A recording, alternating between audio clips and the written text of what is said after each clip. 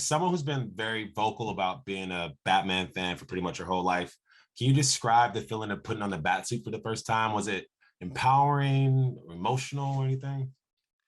Um, yeah, I mean, I had from getting cast to putting it on the first time, there was that's probably 10 months, and and so you've gone through the whole thing with like sort of fan reaction, and then your own reaction, and then the fan reaction, and then trying to prepare for it, and then reading the most untold number of graphic novels, and when you finally get to put on the suit, it just suddenly it kind of it makes it real, but you suddenly think you can do something totally different with the character because there's no. It's weird that you put it on the first time and it's so well designed, it fits so perfectly, and you can move in it so well, and you just look in the mirror and you're like, oh shit. But yeah, it's incredibly powerful, and you can really feel, that there's so much history that's imbued into the suit and the kind of iconography of it, and you can really feel it when you put it on. So wait, on screen, the role of Catwoman has been played by some legendary actresses over years, from Eartha Kitt to Michelle Pfeiffer. How does it feel to take on the mantle of such a powerful female character?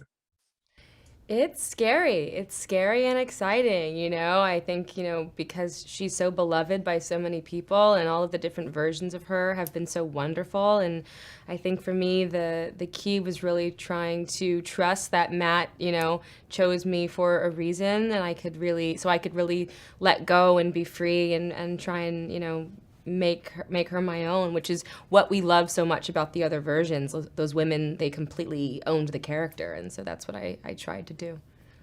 This is a pretty dark, unique take on the character of the Riddler, showing a disturbing side of society and troubled individuals feel slighted by the status quo. How did you as an actor get into the headspace, and how do you then get out of it? Is it something that like stuck with you after filming? Um, I think making the work as personal as possible, whether that means for me or just on the character's behalf, rather than about the bigger picture. It's actually about the two sides of trauma. Batman's born of trauma, and so in this film maybe is the Riddler, and that is kind of the seed from which everything else grew. It was not always easy to come down from work, but that's sometimes the accrual of energy when you're shooting an intense sequence is your friend, even though it doesn't always feel like it. And now I look back on this with really fond memories, but there was a couple tough days.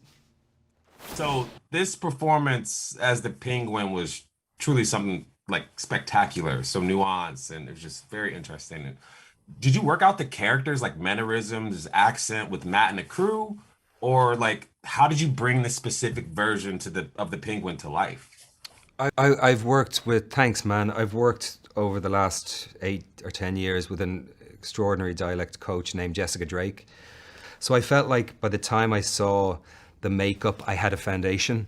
But then when I saw Mike Marino's makeup, it just took the character and the possibility of the character to a whole nother level for me. And then the first time I got the makeup put on was just, I felt like I was off to the races, man.